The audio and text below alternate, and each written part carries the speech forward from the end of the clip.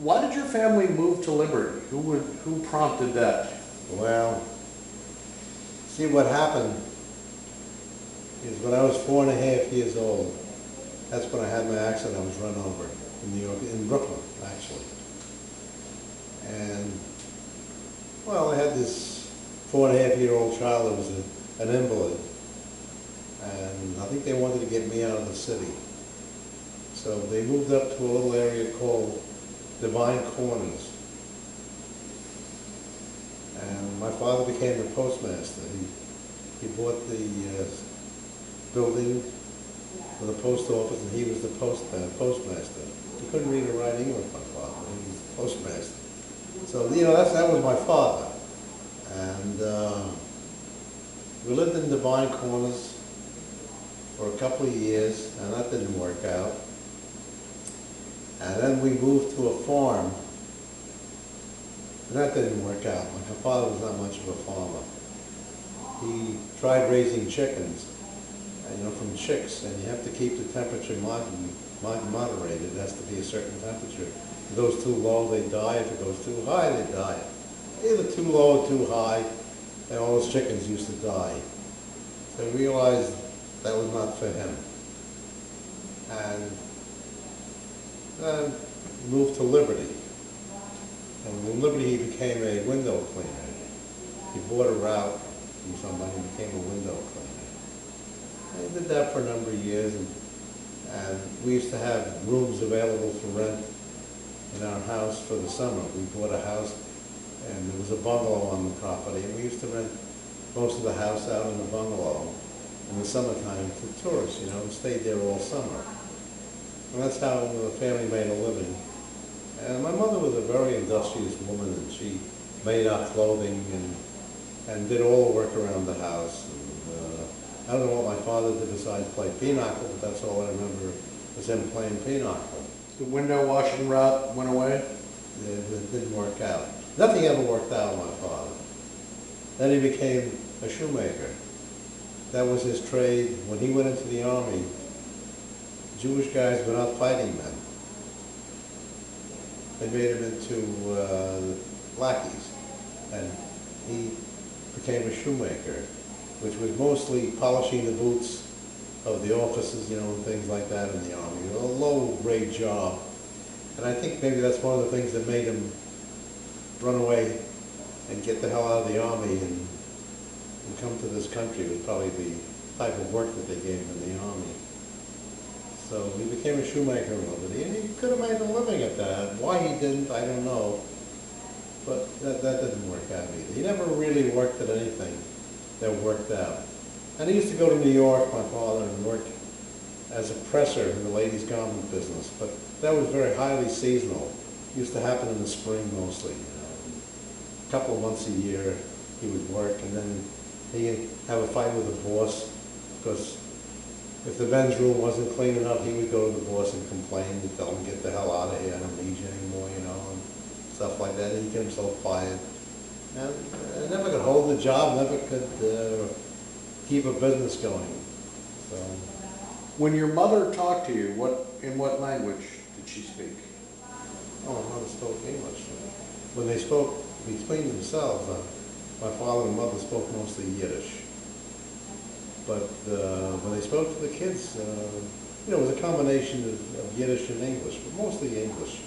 When they spoke about the neighbor's wife who was having an affair with the postman, they lapsed into Polish, so the kids couldn't understand, you know. But, basically, they spoke English. You know, both of them spoke with serious accents, but they spoke English mostly to the kids. And among themselves, they spoke Yiddish. So your father was a great joke teller and was a great singer. My father used to appear on the stage, on the Jewish stage. He was you know, like an actor on the Jewish stage, mostly a comedian. And women loved him. He was a good dancer and had a very nice personality, as opposed to his sons, and was very charming. Nobody would ever accuse any of his sons of being charming, you know, but he was charming. How about your mother? What do you remember? Well, you know, my mother died when I was 13. And I remember my mother always working. no matter what hour of the day or night, she was working, very similar to your mother. Your mother was like a chip off the old block. My mother could do everything, and your mother could do everything. And like I said, she made our clothing, used to carry out the ashes from the basement. Why my father didn't do it, I don't know. My mother was always carrying out the ashes and spreading them on the road, because we had a dirt road, and in the spring it turned to a quagmire, and when the snows melted off, so hopefully the ashes would make it cut down on the mud somewhat. I don't think it ever did, but she used to carry the buckets out and throw it on the road, And what were those the ashes from? Coal. We had a coal stove, a central heating plant in the house. So when she was alive, I never remember too many problems, you know. I remember there was always enough food on the table. I don't know how it happened. My mother, for many years, worked like a chambermaid also, cleaning homes and working in hotels, cleaning the rooms and things like that. That was before she was married? That my father didn't make, you know. So. But that when she worked as a chambermaid was after you were born? Yeah. When she was married to your father? Yeah, yeah, she worked when we were young kids. She worked as a chambermaid. She's a very industrious woman. What are your boyhood memories of your brothers? Well, I always admired Milt. But I somehow or other had the feeling that he was smart. And I did respect him. Sam was more a follower of Milt's. And neither Milt or Sam were my friend when I was a kid. They were friendly with themselves, but I was too far separated from them by, I guess, by age, and they didn't have too much to do with me. When they were Boy Scouts and I joined, they quit because they didn't want to be in the same troop with their brother, you know. Both of them were good athletes. Sam played football on the high school football team. I remember he broke his nose, played anyway, and they had a game with Stone King Highway. Yeah? The bus was going from the school, I got on the bus and went to see Sam play football, and Stone King Highway beat Liberty. And I was sitting on the bus and Sam came out and his face was swollen with that broken nose, and I reached out my hand to congratulate him for a good game, and my hand hit his nose. Well, the window of the bus was open where I had stuck my hand out. He gave me a shot in the jaw. The hardest I've ever been punched in my life, you know. I remember my mother telling me that he got his teeth knocked out playing football and was scared to tell your father Yeah. and held them in with his tongue. Well, the tooth came out, and he pushed it back in, and kept his tongue, kept the tooth in position. And after a while, I don't think it ever really rooted right, because the tooth eventually turned black.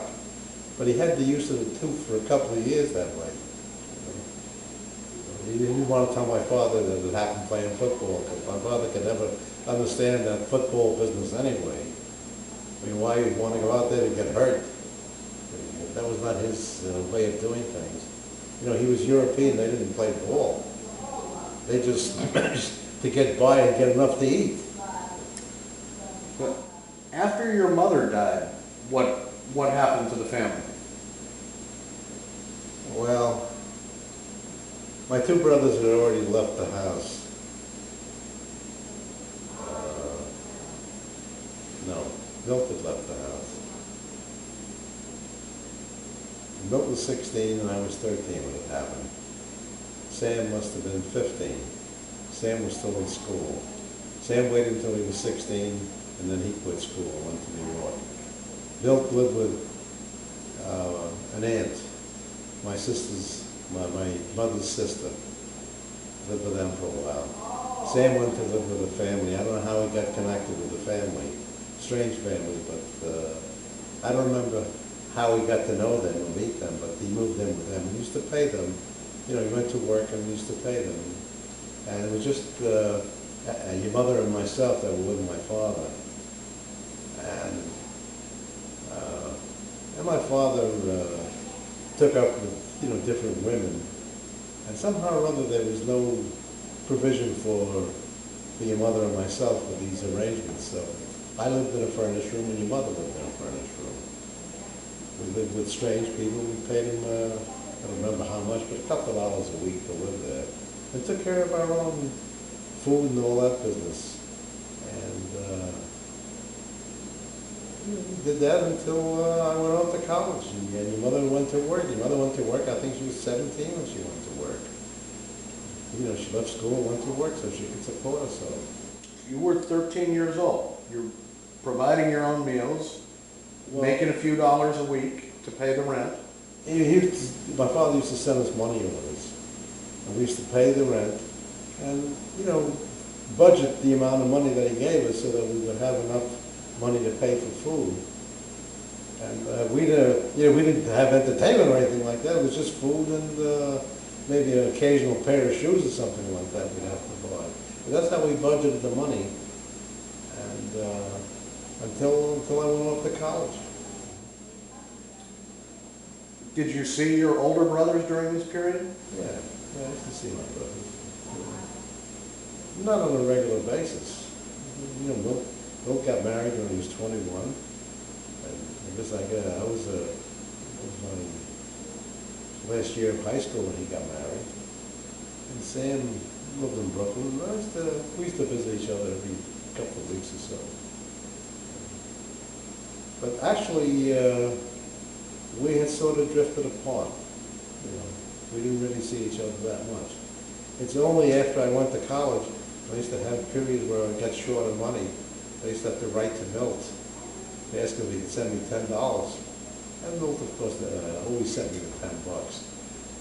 And it was not until, well, actually until we went into business together that we resumed our friendship. Milt and Sam were always more friendly with each other. They got along better with each other than they did with me. So after your mother died, how frequently did the four kids get together? Because you have a great sense of family. No. Never happened except when Milt got married or something like that, but we didn't have any occasions where the four of us were together. I very rarely saw your mother. Very rarely. We just didn't have any family life after my mother died. After you go into business together, that changes though. Well, sort of. Sort of. Because when I got married, I told Milt I was getting married.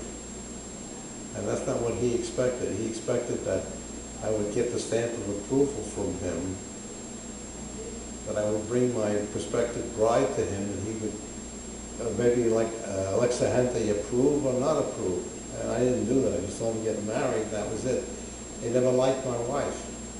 He always resented her because felt that he was mad at me for that, and he took it out on her. So we didn't used to see each other socially. Once in a while we saw each other socially. And Sam and Milt saw each other a lot. But I didn't, Sam and I didn't hit it off that much in business because Sam had wealthier friends than I had. He had different ideas than I did. And actually, Milt and I didn't get along that well in business. We were always arguing.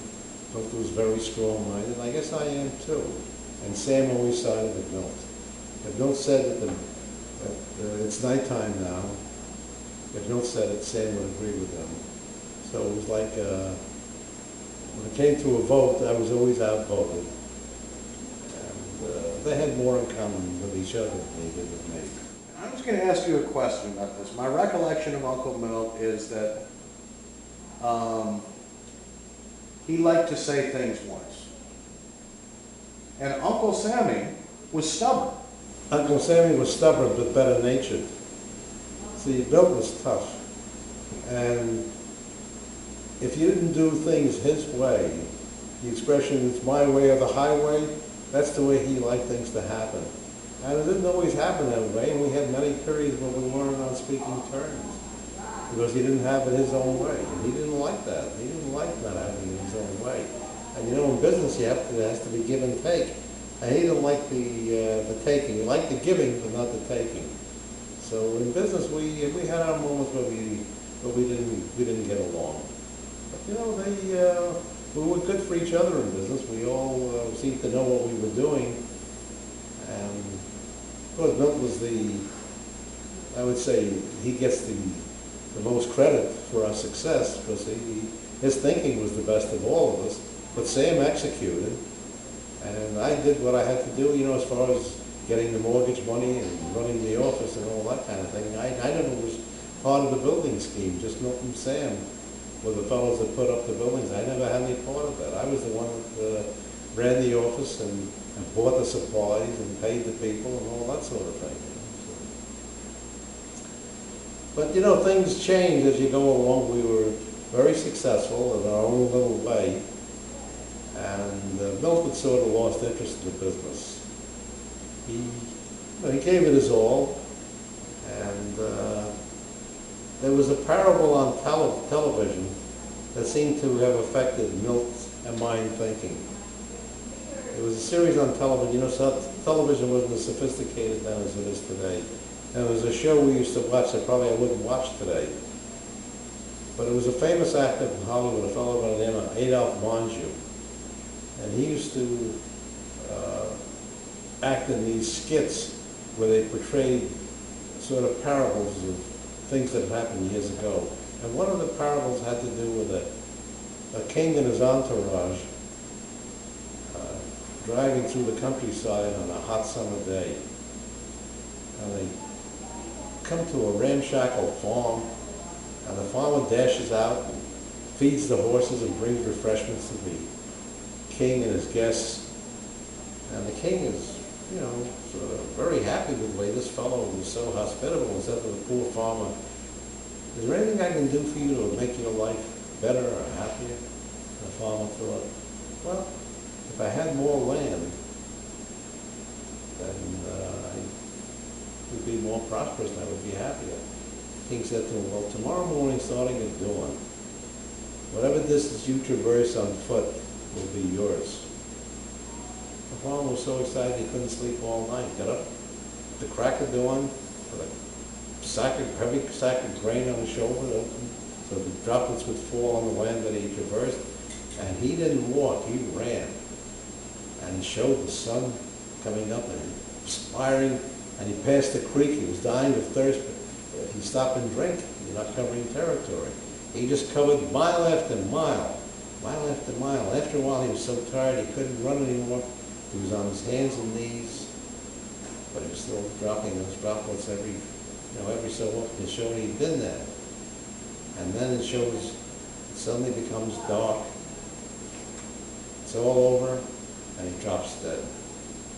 And the moral of the story was, how much land does a man need?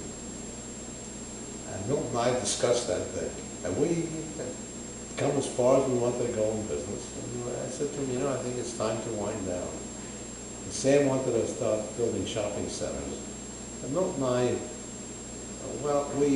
first of all, we were more conservative than Sam. And we felt we didn't want to jeopardize what we had.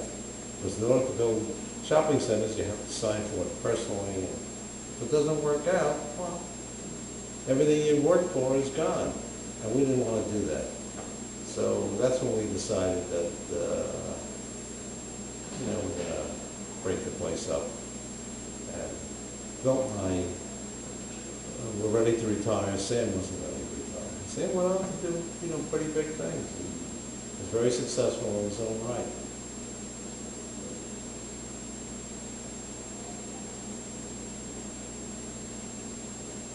And I think Sam was very hurt by Milt, I think, because Sam really adored him. I respected Milt, but I was not one of his fans. Because Bill knew how to be cruel when he wanted to, and he did a good job at it. But Sam always forgave him. And Sam was the best natured one of the three of us anyway. Sam was basically a good guy because he was always friendly with our tenants. And when somebody had to tell a tenant, if you don't pay the rent, we're going to have to take proceedings against you, Sam would say, Leo, you call that fellow and tell him he doesn't pay the rent. But Sam wouldn't do it because he didn't want the fellow to think badly of him. But I didn't give a shit. I would be the guy that would make the call or write the letter or whatever had to be done, you know. What was your relationship with your father after your mother died? Not much. Not much. We very rarely saw him. And it was not really a normal relationship with my father after my mother died. My father was always into his own thing. And he was not, he's a guy that should not have had a family. You know, he should have been a single guy. Yet after you became an adult, you and your brother supported him. We felt sorry for the guy. We always felt that he did the best he could with his limited ability. That's the way we felt about my father. You know, we never hated my father. At the time, we didn't resent him as much as we did when we got older. At the time, we thought that's the way of life. But as we got older and smarter, we realized that he could have done better. But that wouldn't have stopped us from supporting him. We didn't hate the guy. We just felt that he didn't know how to have a family, shouldn't have had a family. And it was unfortunate my mother died and he survived, and we bore the brunt of that. Yet as you became a husband and a father and a grandfather, the image of him has to be changing over the years. Well, I see the way I reacted to my kids and the way he reacted to his kids was altogether different. But maybe that's because of the way he reacted that I tried not to emulate him, you know. We tried not to emulate him in any respect, my father.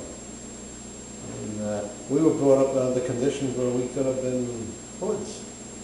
We were tough enough and desperate enough to go around robbing and beating up people we never did. You know, I don't know why. I mean, certainly we had great need for money, but we always managed to do it the honest way. The worst we ever did was maybe in New York City jump the turnstile without putting a nickel in. That's about the worst I ever remember doing, you know, crime-wise. And we could have certainly been involved. There were other people in our circumstances. That's what they were doing. Got a gun and held people up and things like that. It never even occurred to us to do that. That was not our way of doing it. He had a hard life anyway, my father. You know, because he never had two nickels to rub together.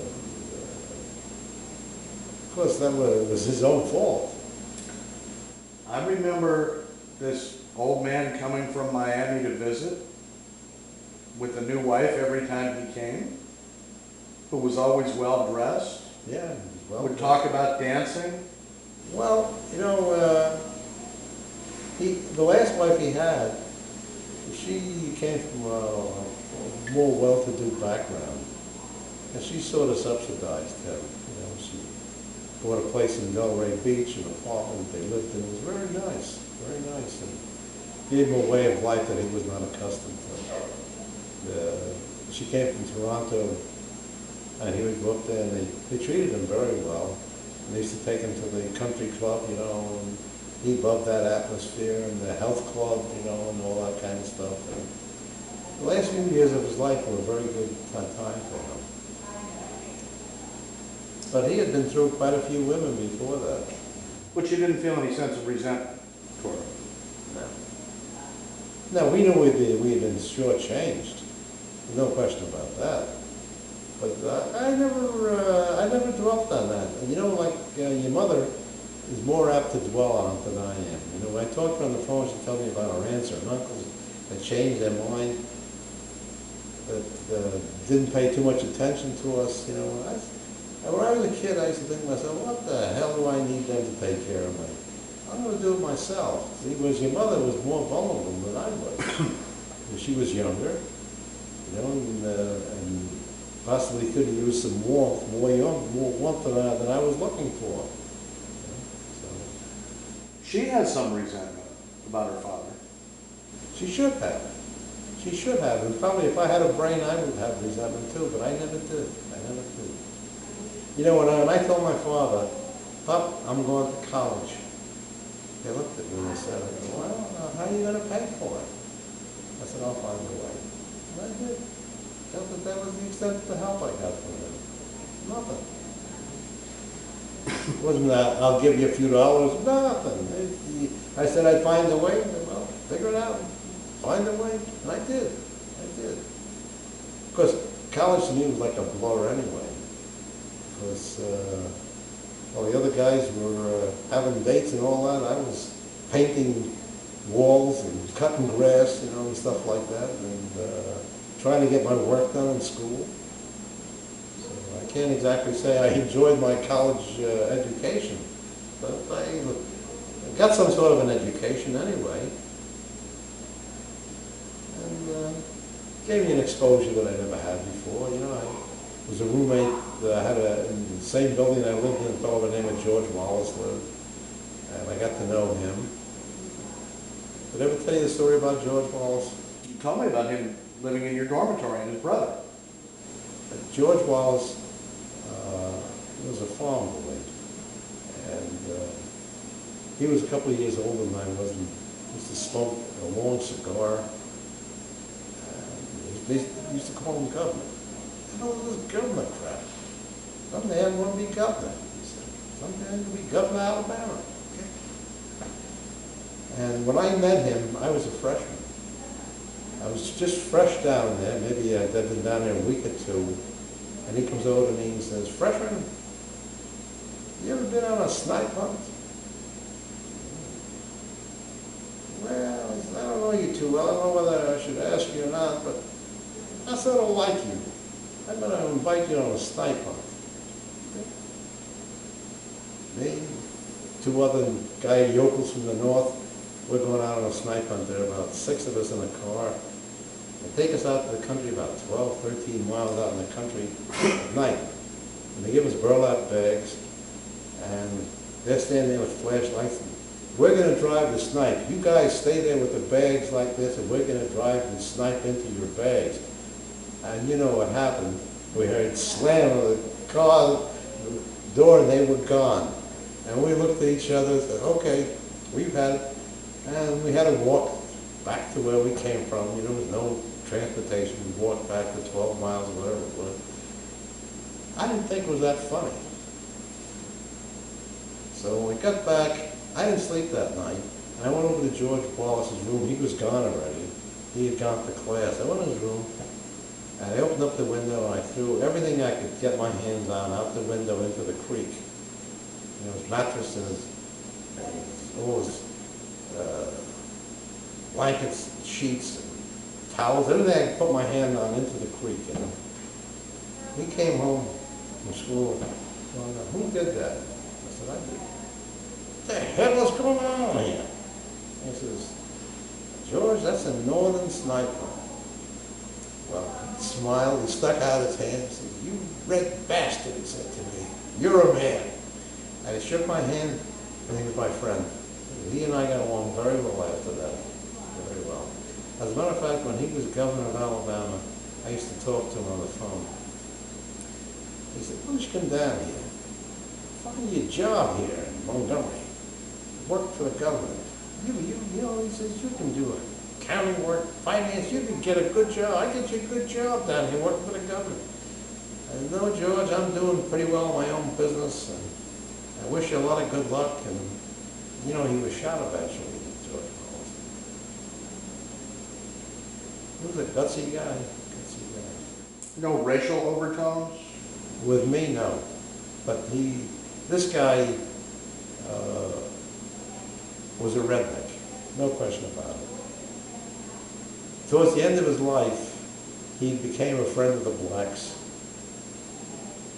You know, after he was governor and after he was shot, I guess he had time to think of something. He repented and really acted differently towards the blacks down there than he did when he was in school. I remember we used to have a black guy who picked up our laundry.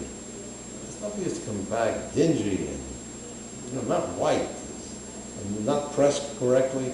I remember him saying to this black guy, he said, "Nigga, you bring my laundry back here looking like this next week, I'm going to boil you a new asshole," he said to him. And he meant it. Next week, George Wallace's stuff came back immaculate. Mine came back yellow and creased the same way as before. You know, I knew how to talk to the guy. He knew how to talk to him, George.